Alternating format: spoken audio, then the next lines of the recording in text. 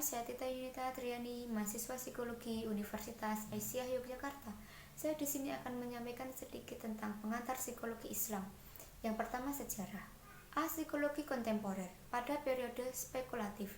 Pada periode ini, psikologi didefinisikan sebagai studi tentang jiwa yang membahas kesadaran dan proses mental yang berkaitan dengan jiwa. Yaitu ada tokohnya Plato dan Aristoteles dengan metode filsafat. Yang kedua, periode pemisahan dari filsafat. Pada periode ini, psikologi didefinisikan sebagai ilmu pengetahuan tentang kehidupan mental seperti pikiran, inteligensi, persepsi, dan kemauan ataupun ingatan. Yaitu tokohnya ada William Wundt menggunakan metode introspeksi. Yang ketiga, periode empiris dan eksperimental. Pada periode ini, psikologi didefinisikan sebagai ilmu pengetahuan tentang perilaku organis seperti perilaku kucing terhadap tikus, perilaku manusia terhadap sesamanya, dan sebagainya. Adapun tokohnya yaitu John Watson, Sigmund Freud, dan Ivan Pavlov dengan metode eksperimen. Lanjut, psikologi Islam pada periode klasik. Psikologi Islam sebenarnya telah dimulai sejak adanya Islam, sejak zaman Nabi Muhammad masih hidup. Namun, pada perkembangannya, kajian mengenai jiwa terpecah menjadi dua kelompok utama, yaitu kelompok pertama, periode ini berlangsung dari zaman kenabian hingga Daulah Umayyah. Yang kedua, kelompok kedua muncul pada periode kekuasaan Daulah Abbasiyah. Pada periode modern, berawal sejak tahun 1950-an, di Amerika muncul gerakan psikologi Islam. Gerakan ini muncul karena dorongan adanya tuntunan nyata untuk mengatasi krisis yang dihadapi umat manusia. Kenapa harus ada psikologi Islam? Karena yang pertama, psikologi kontemporer perkembangannya dianggap mengalami distorsi dan fundamental.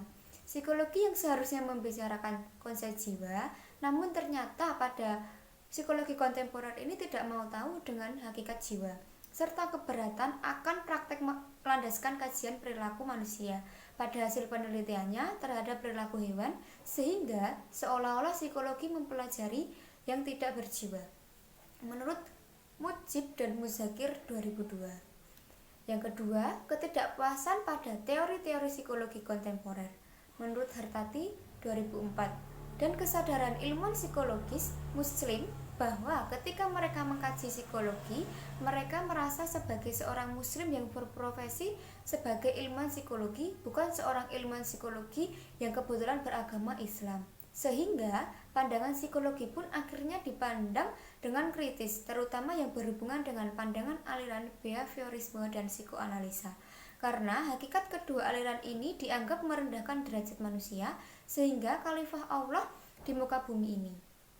Menurut Profesor Zakiyah Derajat dan dalam Mubarak 2002. Dan aliran humanisme justru dianggap terlalu memandang manusia terlalu sempurna, sehingga seolah-olah bisa bermain-main sebagai Tuhan atau play a god sebagai penentu tunggal akan kehidupannya. Latar belakang kebudayaan dan karakteristik masyarakat dianggap penting untuk dipertimbangkan. Teori yang berkembang di suatu daerah dengan budaya serta karakteristik masyarakat tertentu kadangkala tidak sesuai untuk diaplikasikan di daerah lain dengan karakteristik masyarakat dan budaya yang berbeda. Psikologi kontemporer yang pada umumnya dibangun oleh ilmuwan psikologi Amerika dan Eropa Barat dianggap kurang sesuai dengan kondisi masyarakat Indonesia yang berlandaskan kebudayaan timur dan sebagian besar adalah seorang muslim. Alasan ini jugalah yang menyebabkan Rusia menolak menggunakan ilmu psikologi kontemporer dan lebih memilih untuk mengembangkan ilmu psikologi sendiri dengan penelitian-penelitiannya sendiri, sehingga sebagaimana yang telah dirilis oleh Ivan Pavlov di masa lalu. Karena alasan-alasan di atas, akhirnya banyaklah ilmuwan psikologi Muslim yang bergerak untuk mengembangkan psikologi alternatif sebagai aliran baru dalam dunia psikologi, yaitu psikologi Islam. Mereka meyakini bahwa Islam telah memberikan pedoman yang lengkap dan sempurna bagi Muslim, termasuk untuk urusan psikologis. Lalu apakah itu psikologi Islam? Menurut definisi beberapa alternatif tentang psikologi Islam menurut Profesor Zakiyah Derajat dalam Mubarak 2002, Yang pertama, psikologi Islam adalah ilmu yang berbicara tentang manusia, terutama kepribadian manusia yang bersifat filsafat, teori, metodologi, dan pendekatan problem dengan didasari sumber-sumber formal Islam, Al-Quran dan hadis, akal, indera, dan intuisi. Yang kedua, psikologi Islami merupakan konsep psikologi modern yang telah mengalami filterisasi dan di dalamnya terdapat wawasan Islam. Yang ketiga, psikologi Islami ialah perspektif Islam terhadap psikologi modern dengan membuang konsep-konsep yang tidak sesuai atau bertentangan dengan Islam. Yang keempat, psikologi Islami adalah ilmu tentang manusia yang kerangka konsepnya benar-benar dibangun dengan semangat Islam dan berdasarkan sumber formal, yaitu Al-Quran dan hadis, yang dibangun dengan memenuhi syarat-syarat ilmiah.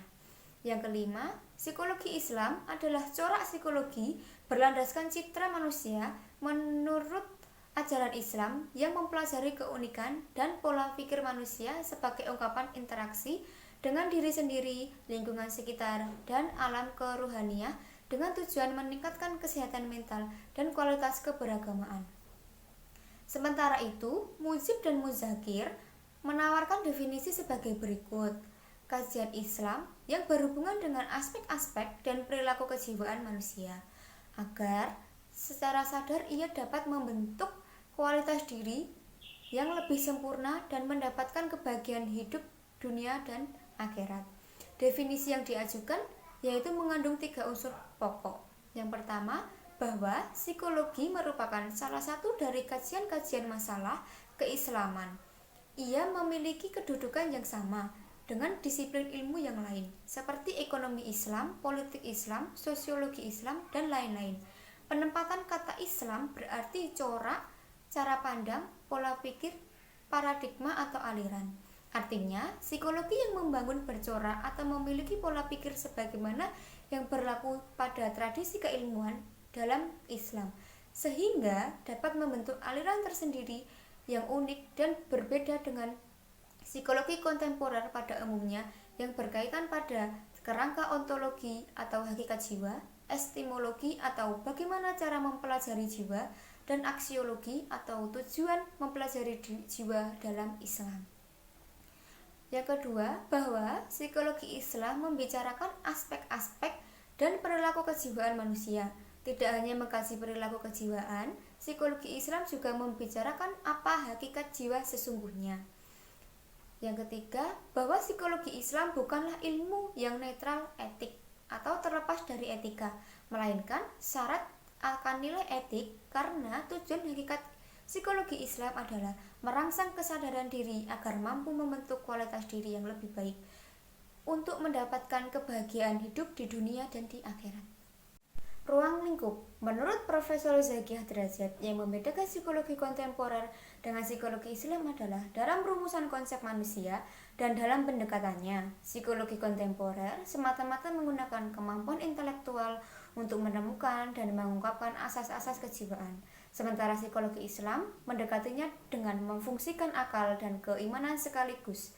Ruang lingkup psikologi kontemporer terbatas pada 3 dimensi, yaitu dimensi fisik biologi, dimensi kejiwaan, dan sosiokultural. Sementara psikologi Islam juga mencakup dimensi kerohanian, dimensi spiritual suatu wilayah yang menjadi pantangan dan tidak pernah disentuh oleh psikologi kontemporer karena perbedaan landasan. Disinilah psikologi Islam akan bertemu dengan tasawuf nantinya. Terdapat beberapa alternatif metode yang bisa digunakan untuk membangun psikologi Islam, yaitu menurut Mujib dan Muzakir tahun 2002. Yang pertama, metode pragmatis adalah metode pengkajian dan pengembangan psikologi Islam yang lebih mengutamakan aspek praktis dan kegunaannya. Maksudnya, bangunan psikologi Islam dapat diadopsi dan ditransformasi dari kerangka teori-teori psikologi kontemporer yang telah mapan. Teori-teori tersebut dicarikan legalisasi dan justifikasinya dari Al-Quran dan hadis. Metode ini akan menghasilkan rumusan yang lazim disebut dengan psikologi Islami, bukan psikologi Islam.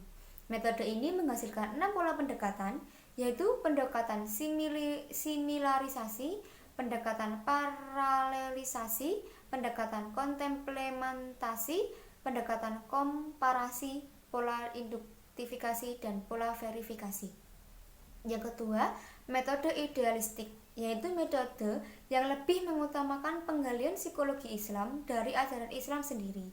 Metode ini menggunakan pola deduktif dengan cara menggali premis mayor atau sebagai postulasi yang digali dari Al-Quran dan hadis. Konstruksi premis mayor ini dijadikan sebagai kebenaran universal yang dijadikan kerangka acuan penggalian premis minornya. Melalui metode ini terciptalah apa yang disebut dengan psikologi Islam tanpa huruf I yang mengiringi kata Islam. Metode ini meliputi 3 aspek pendekatan dalam mengembangkan psikologi Islam, yaitu yang pertama, pendekatan skriptualis, yaitu pendekatan pengajian psikologi Islam yang didasarkan atas teks-teks Al-Quran ataupun hadis secara literal. Asumsi filosofisnya adalah bahwa Allah menciptakan jiwa manusia dan Dia pula yang menciptakan hukum-hukum psikologisnya. Prosedur pengajian dapat ditempuh melalui 4 cara, yaitu prosedur tematis, prosedur analis, prosedur perbandingan, dan prosedur global. Pendekatan yang kedua adalah pendekatan falsafati, adalah pendekatan pengkajian psikologi Islam yang didasarkan atas prosedur berpikir spekulatif. Prosedur yang dimaksud mencakup berpikir sistematik, radikal, dan universal yang menopang dengan kekuatan akal sehat. Yang ketiga, pendekatan sufistik atau tasawufi, pendekatan pengkajian psikologi Islam yang didasari pada prosedur intuitif, ilham, dan cita-cita. Prosedur yang dimaksud dilakukan dengan cara memanjangkan struktur kalbu melalui proses penyucian diri. Cara ini dapat membuka hijab atau tabir yang menjadi penghalang antara ilmu-ilmu Allah dengan jiwa manusia, sehingga mereka memperoleh kesanggupan dan mampu mengungkap hakikat jiwa yang sesungguhnya. Yang keempat, pendekatan elektis dengan cara menggabungkan 3 pendekatan di atas secara bersama-sama tanpa memperhitungkan susunan, sebab setiap pendekatan memiliki keistimewaan dan kelemahan masing-masing. Keistimewaan satu pendekatan dapat melengkapi kelemahan pendekatan yang lain. Sekian pemaparan dari saya tentang pengantar psikologi Islam, kurang lebihnya mohon maaf. Wassalamualaikum warahmatullahi wabarakatuh.